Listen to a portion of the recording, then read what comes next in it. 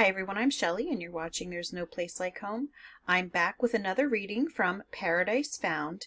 Today's chapter is pretty long, so I'm actually going to be breaking it into two separate videos. So today will be part 1 of the third chapter of part 6, if that makes any sense. I sure hope it does.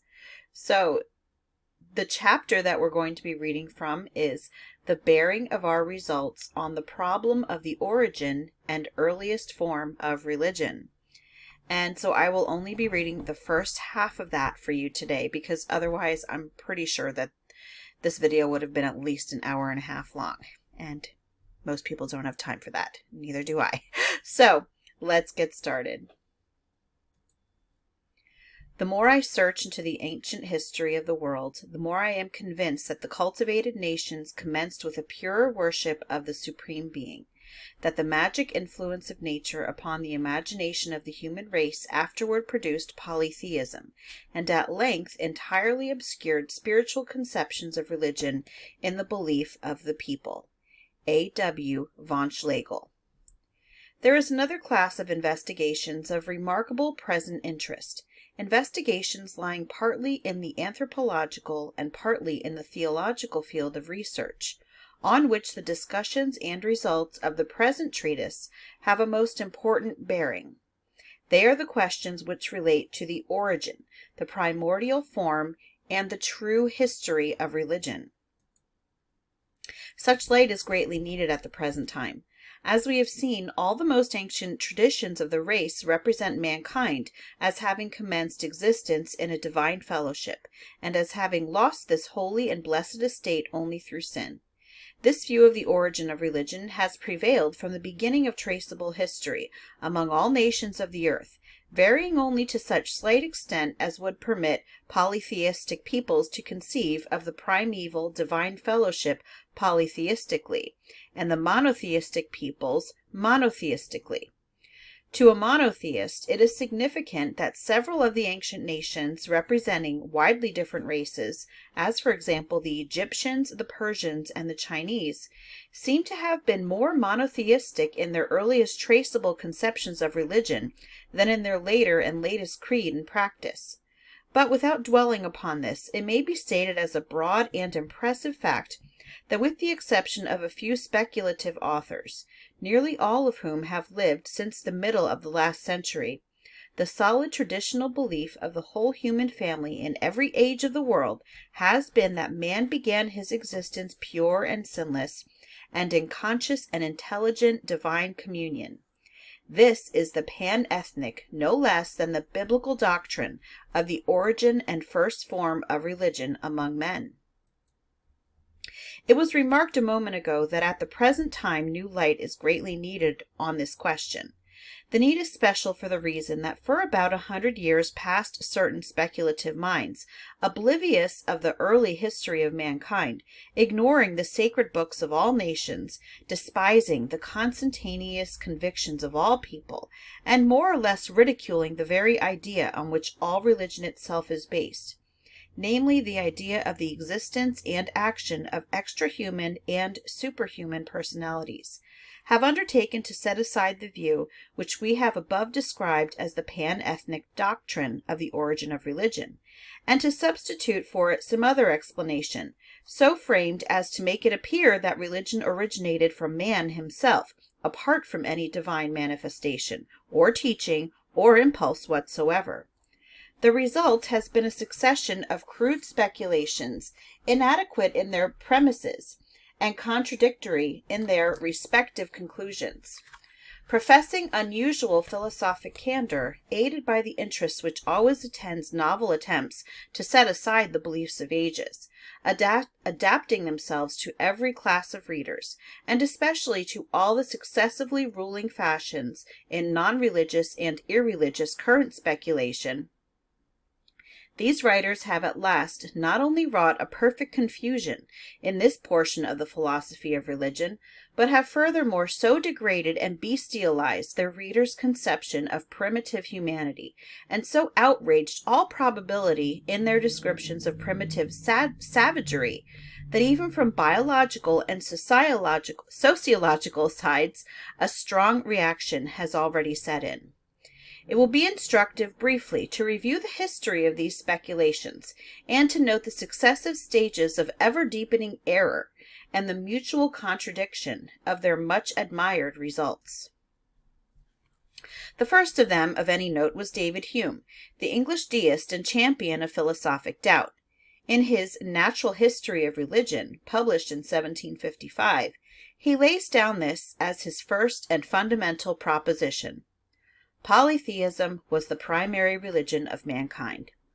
His first argument in support of this thesis is an appeal to the evidence of post-Christian history.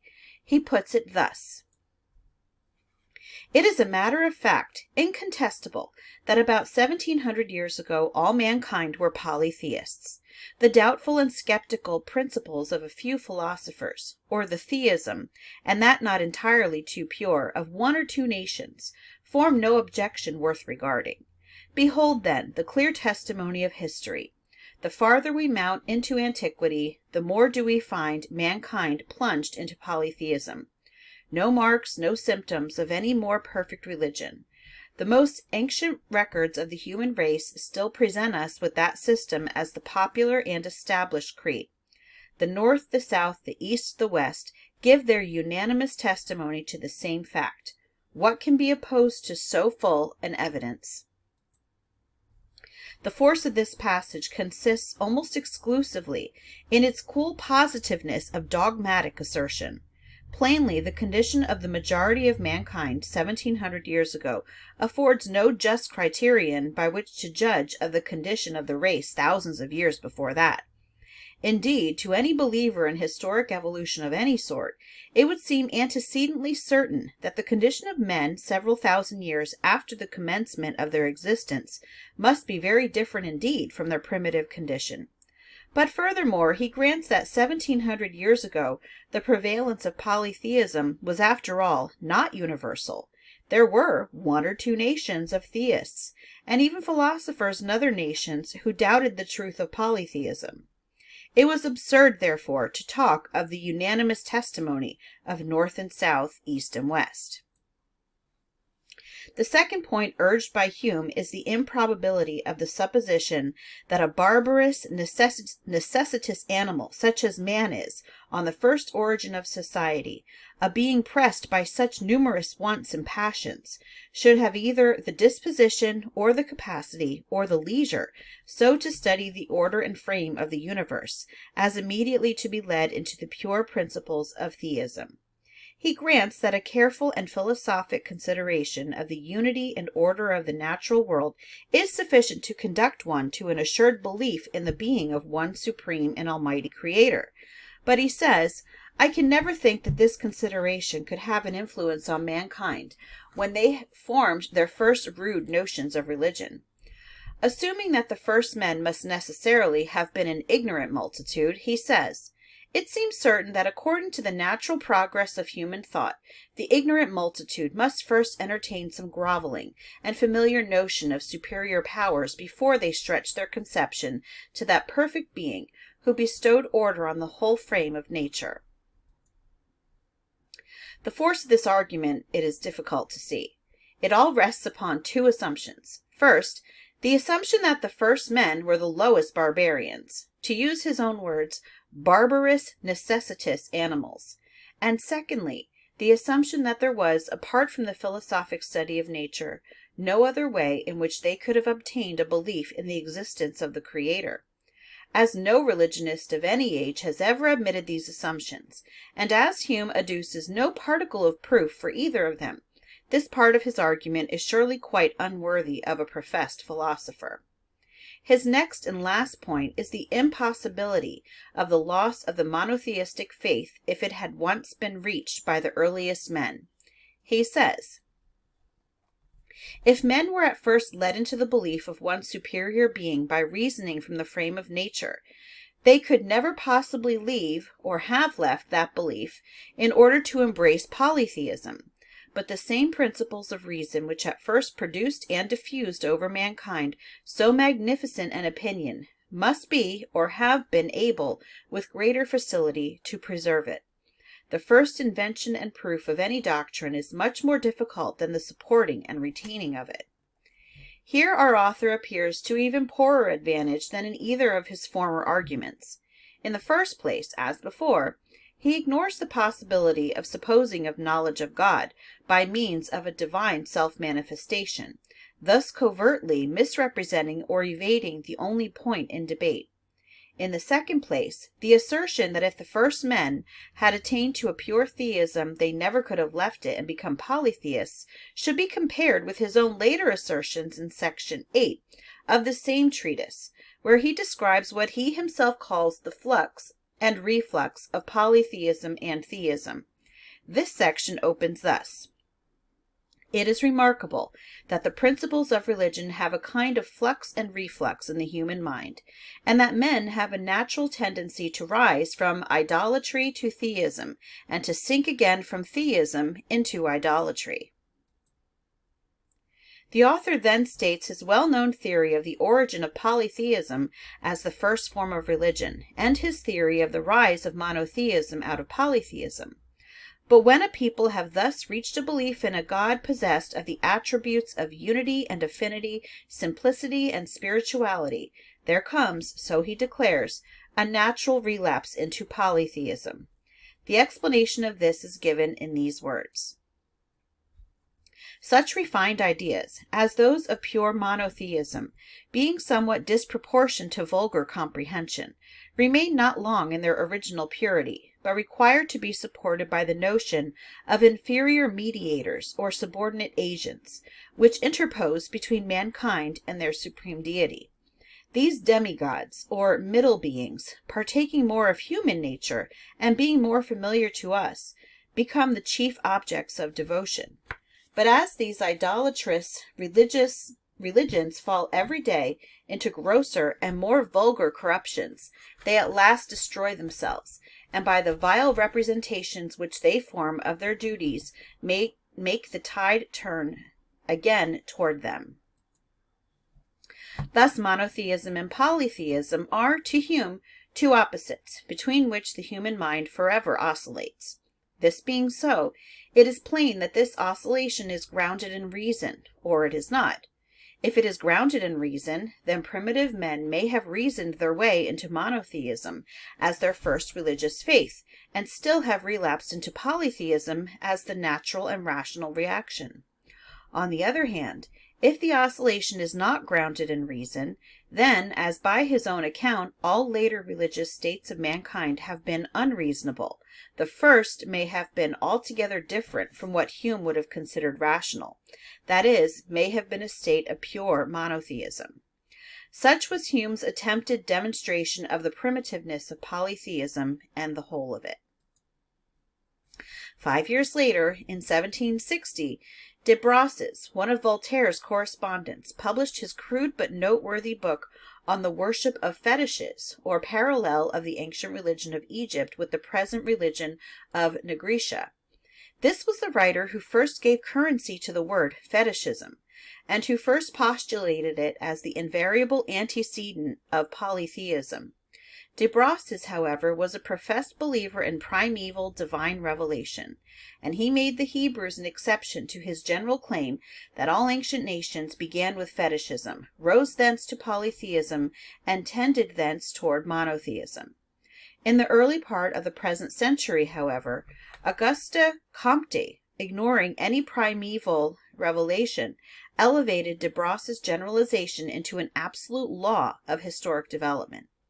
He gave the greater plausibility and influence to it by representing this law of theological progress as only part of a yet broader social law, according to which humanity, having traversed this theological stage in the manner indicated, passes next through a metaphysical one, and finally attains the scientific stage of atheistic positivism. In Germany, in 1795, Hume's opinion found an able representative in G. L. Bauer of Altdorf, and 10 years later we see Meiners in the Universal History of Religion, repeating and enforcing the notion of the absolute primitiveness of fetishism. The rationalistic and pantheistic tendencies of German speculation about this time were, of course, favorable to any new theory which discredited the biblical one, and thus it came to pass that before the middle of the present century, the de Brosses theory, in its completer Comtean form, became almost universally adopted.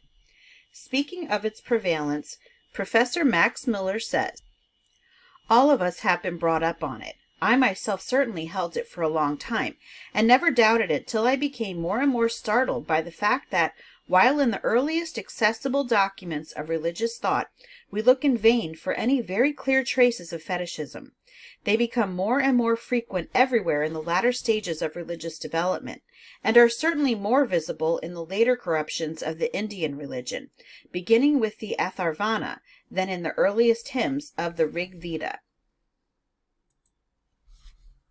For many years, our works on primeval history have been saturated with this idea. Even professedly Christian writers upon the history of religions and upon comparative theology have largely fallen in with the prevailing notion. As one has well said, the very theory has become a kind of scientific fetish, though like most fetishes it seems to owe its existence to ignorance and superstition. For some time past, however, this long dominant dogma of naturalism has been losing credit with all careful students of the world's religions, and indeed with the more thorough professional ethnologists.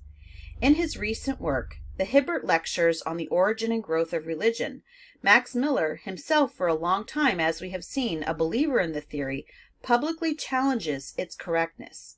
In Lecture Second, after rapidly sketching the rise and remarkable prevalence of the theory, he exposes, with much acuteness and with his usual wealth of illustrative facts, the indiscriminateness with which the term fetishism has been currently used, and the worthlessness of evidence upon which Comte and others have realized.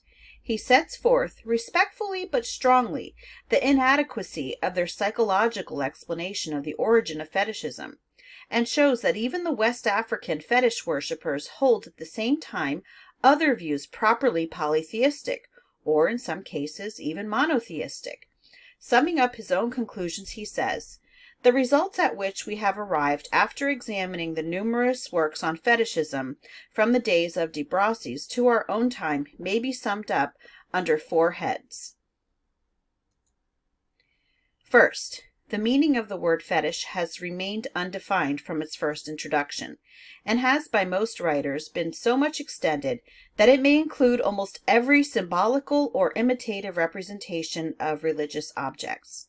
Second, among people who have a history, we find that everything which falls under the category of fetish points to historical and psychological antecedents. We are therefore not justified in supposing that it has been otherwise among people whose religious development happens to be unknown or inaccessible to us. Third, there is no religion which has kept itself entirely free from fetishism. Fourth, there is no religion which consists entirely of fetishism." So able an expose of the shortcomings of the fetishistic philosophy of the origin of religion, coming from the pen of a scholar so widely and deservedly revered, cannot fail to produce in the world of general readers and second-hand writers a profound and wholesome impression. Probably the work will fail of becoming epoch-making solely in consequence of something for which the author is not responsible, namely the fact that in discussing today this dogma of primitive fetishism, one is really dealing with an issue which in advanced circles is already dead. Even Mr. Andrew Lang, perhaps the most antagonistic of all Professor Müller's reviewers, is not himself willing to make fetishism the first moment in the development of religion. 10 or 15 years earlier, the polemic would have done many times the good it can now. During this period, a decided change has taken place. There remained a decade or two ago a further step, and but one further step for the advocates of the naturalistic view of the origin of religions to take. Hume had made polytheism the primitive faith. Comte thought to go back of this and to postulate a still more rudimentary form as antedating polytheism. It remained to go back of fetishism and predicate of the first men absolute atheism. This various recent authors have done. Prominent among them in England is Sir John Lubbock. In Chapter 4 of his work, miscalled The Origin of Civilization and the Primitive Condition of Man, he classifies the first great stages of religious thought as follows. First, atheism. Understanding by this term not a denial of the existence of a deity, but an absence of any definite ideas on the subject. Second, fetishism. In the state of primeval atheism, men were not without a belief in invisible beings. They especially believed in human shadows, ghosts, and the people seen in dreams, etc., though these spirits were not conceived of as immortal, or as possessing any supernatural powers. They were feared only because they were supposed to have power and disposition to inflict disease, or otherwise to injure men yet in the flesh. Now, inasmuch as it was believed that by means of the fetish these evil spirits could be controlled and coerced to the will of the worshipper, fetishism, viewed in its relation to religious development, is pronounced by Lubbock a decided step in advance. Viewed in itself, it is mere witchcraft. Third, totemism, or nature worship. This our author nowhere clearly distinguishes from fetishism. In this stage of religious progress, the savage does not abandon his belief in fetishism, from which indeed no race of men has yet entirely freed itself, but he superinduces on it a belief in beings of a higher and less material nature. In this stage everything may be worshipped: trees, stones, rivers, mountains, the heavenly bodies, plants, and animals. Fourth, shamanism. As totemism overlies fetishism, so does shamanism overlie totemism. Here the gods are conceived of as far more powerful than men, as of a different nature, as residing far away, and as accessible only to the shamans, who are occasionally honored by the presence of the deities, or are allowed to visit the heavenly regions. This in its turn is pronounced a considerable advance over the preceding stage of religious thought. Fifth, idolatry, or anthropomorphism. Here the gods take still more completely the nature of men, being, however, more powerful. They are still amenable to persuasion. They are a part of nature, and not creators. They are represented by images or idols. Sixth, to the sixth stage no name is given, but it is described as one in which the deity is regarded as the author, not merely a part of nature. He becomes for the first time a really supernatural being. Seventh, in this last and highest stage, which he also leaves unchristened, morality becomes for the first time associated with religion.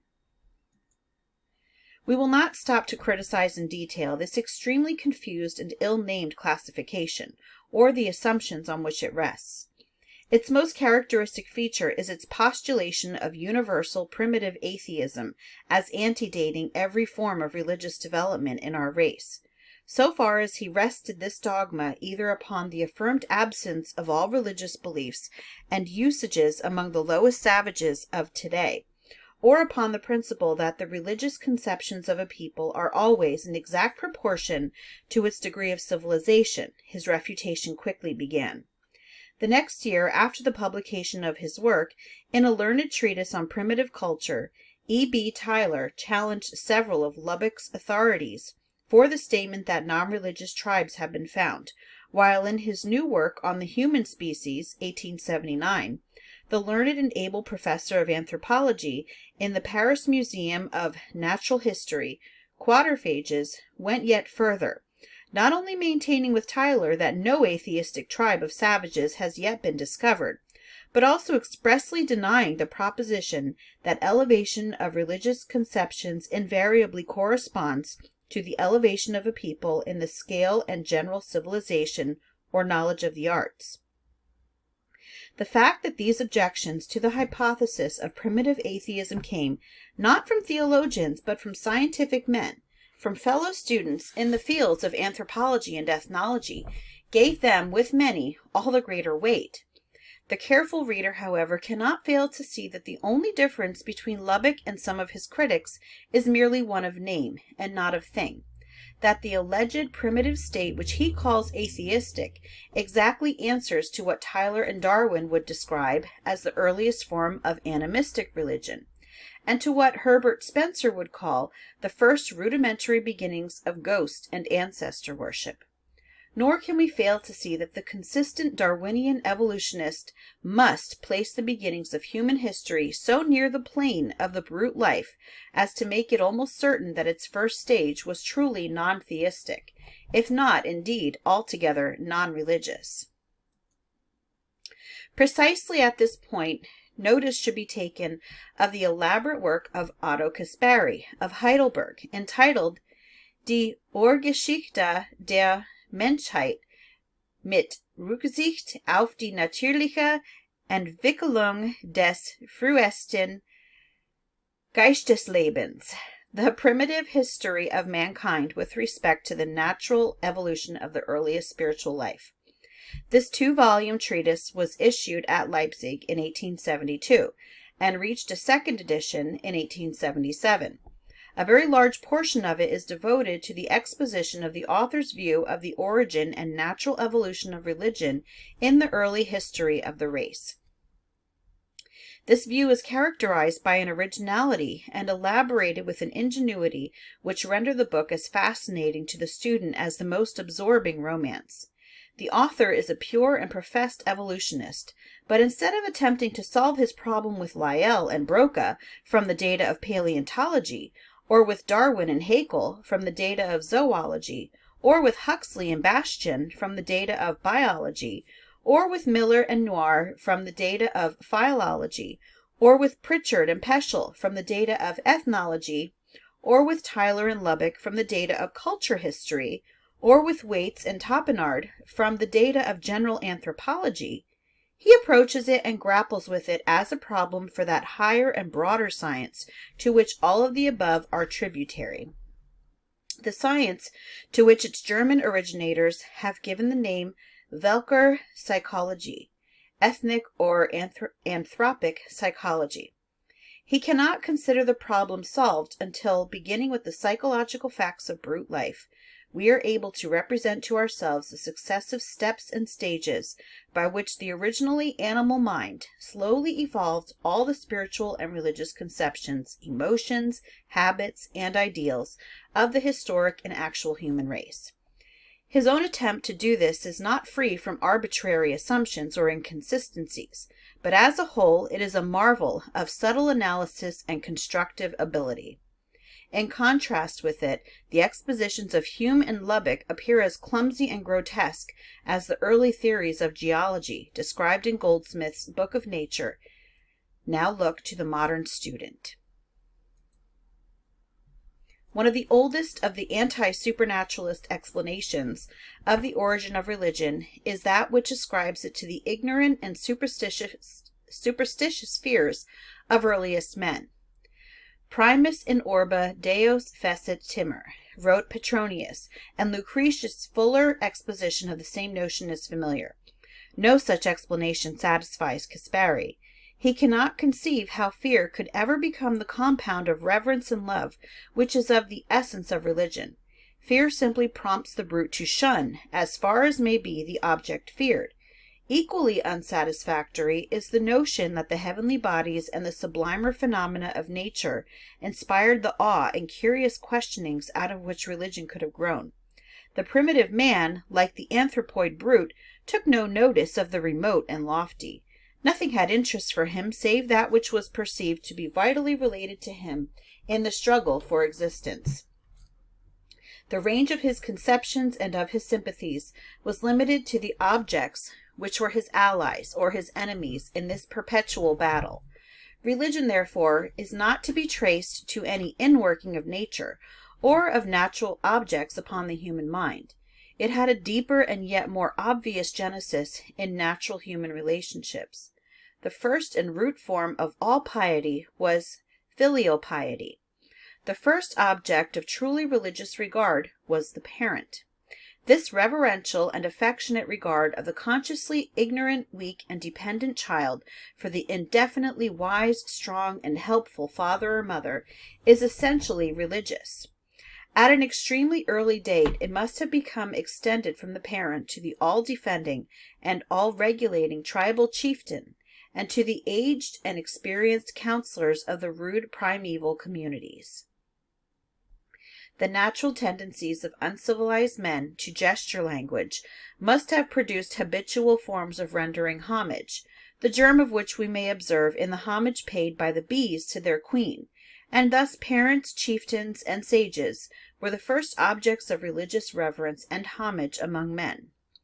As yet men had no conceptions of nature as a whole, no intellectual interest in stars or trees or animals, no mental provocation to worship anything else than the ethically exalted as it appeared in the narrow circle of the family and tribal life. There was no thought of an unseen world, no idea of souls, no proper conception even of death. The dead man was supposed to be simply asleep, or in a long swoon. Being self-evidently helpless for the present, like a sick member of the family, he called out natural pity and care. Food and drink were placed in readiness against his awakening. If he had to be left behind, he was put in a cave to protect him against wild beasts, and his weapons were left for his use. On the basis of this naive conception of things, the rise of animal worship first becomes conceivable. The beast which has devoured a man, living or dead, is now as much man as beast. The man has not ceased to be, he has simply blended his life in that of the beast and become a man-beast. The ferocity of the new compound is easily mistaken for an angry wish on the part of the late man to take vengeance on his relatives or associates for not having more effectively protected him from the devouring animal. But if the man-beast is human enough to remember and avenge such real or supposed neglects on the part of his late friends, he must be human enough to recognize and appreciate any well-meaning attempts to appease his anger and propitiate his favor. Hence a natural basis, not for universal animal worship, but for the worship of the more common carnivora, and these Kaspari endeavors to show were the first that attained such distinction. Here also is found the origin of cannibalism. A man has killed his foe. If he leaves him merely dead, he will sometime come to life again as bad as ever. If haply before this some wild beast devour him, he will then become a ferocious and malevolent man-beast, a worse enemy than before. There is no way of making the victory final and secure except by eating him up oneself. Then the life and valor of the slain become life and valor to the slayer. Even the eating of others than foes is in this way made intelligible. As the Fan Negroes are said to eat, with a certain tenderness, the bodies of their wives and children, so the primitive man, seeking the safest possible place for the body of his dead friend, may have thought it a far friendlier act to eat him up than to leave him to take his chances at the hand of worms underground, or beasts of prey above it. Between the two motives, the desire to appropriate the vital forces of the foe and the wish to do the best possible thing for the unwakeable friend, our author thinks that anthropophagy became in the first age of the world almost universal. The very piety of the surviving toward the dead contributed to the dissemination of the revolting custom.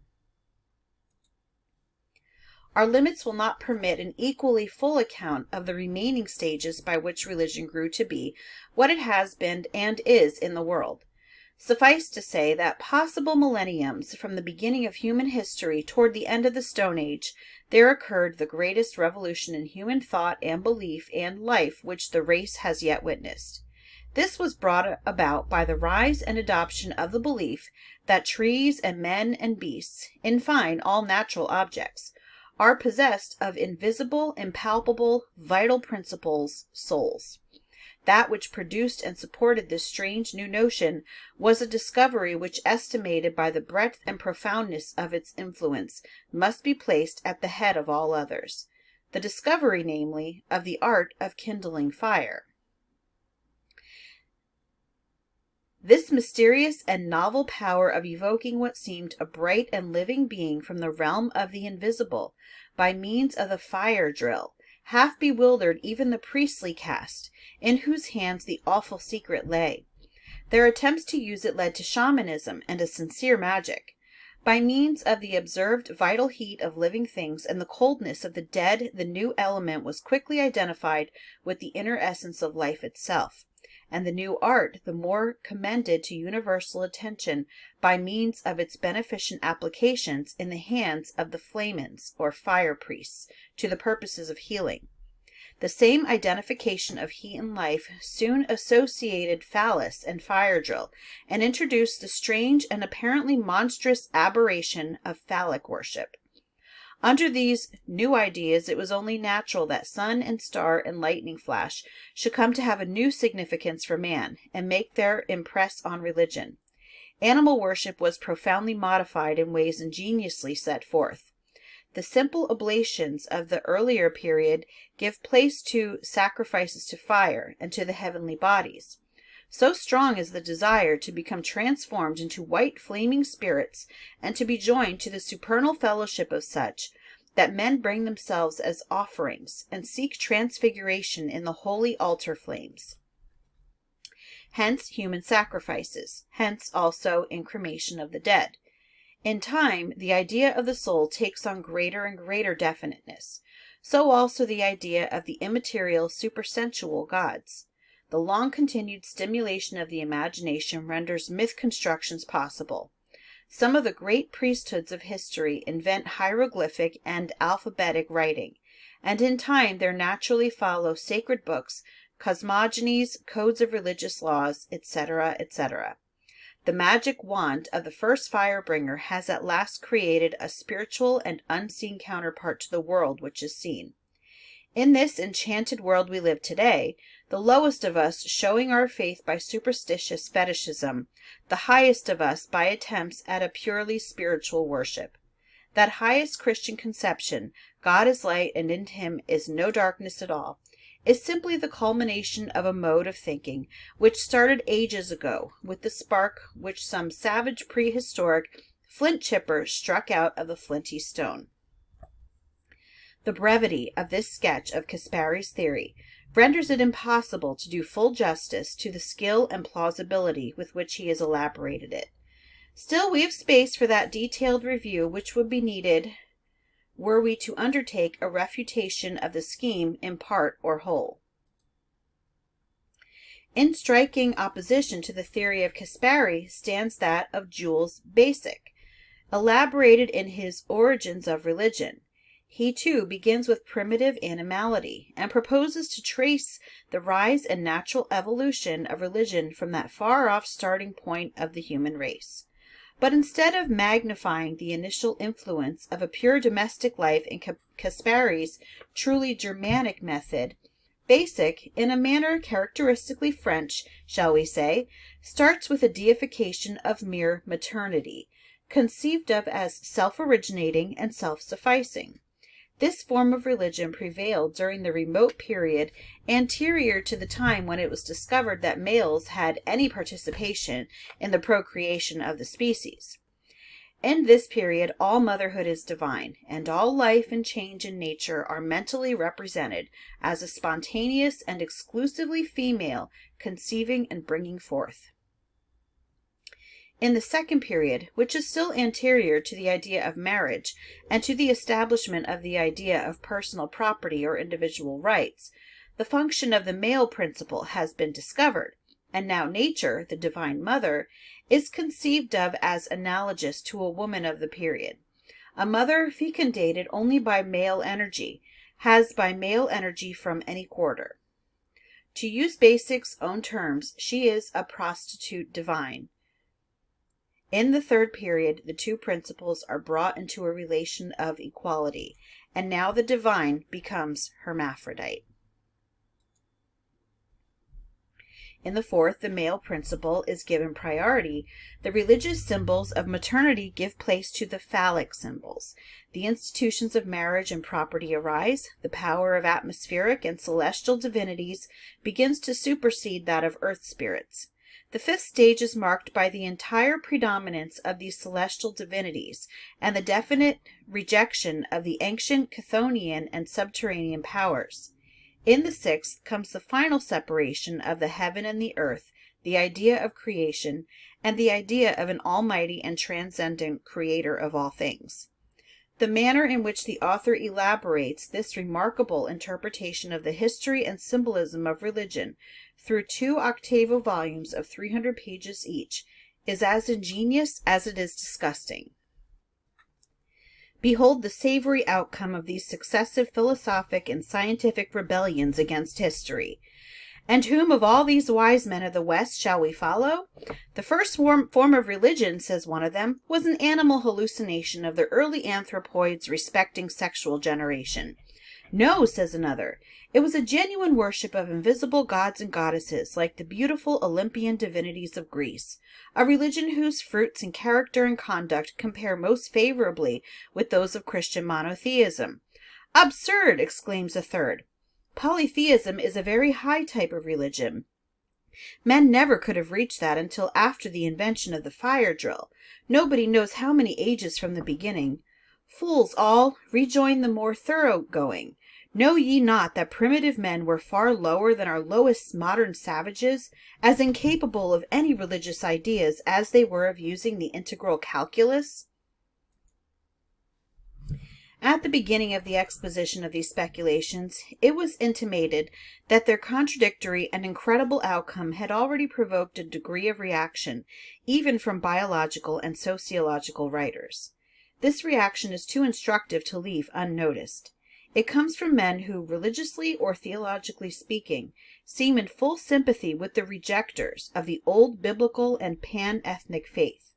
But they find they cannot go along with these rejectors without surrendering more than any biologist or sociologist can afford to surrender if he would maintain a credible philosophy of the history of man and of human society. To a simple disciple of history, the spectacle of their embarrassment and of their attempts at extrication is in an eminent degree entertaining. Indeed, the best refutation of whatever is wrong in all these new conceptions of primordial religion will be found, not in a blind and indiscriminate polemic against them en masse, but in showing how every departure from the traditional conception involves the careful thinker in perplexing if not insoluble problems, and how easily all the real facts on which these proposed departures are based can be arrayed in support of the traditional conception. To this task we turn. That is the end of the first half of this chapter. I am hoping to share the second half sometime next week, but I hope that you enjoyed this. If you like this video, give it a thumbs up. If you haven't subscribed and would like to hear more of what I have to say, I would love if you would do that. If you have any questions or comments, you can leave one down below.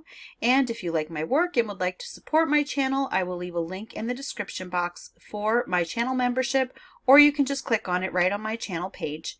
And I hope you have a great day.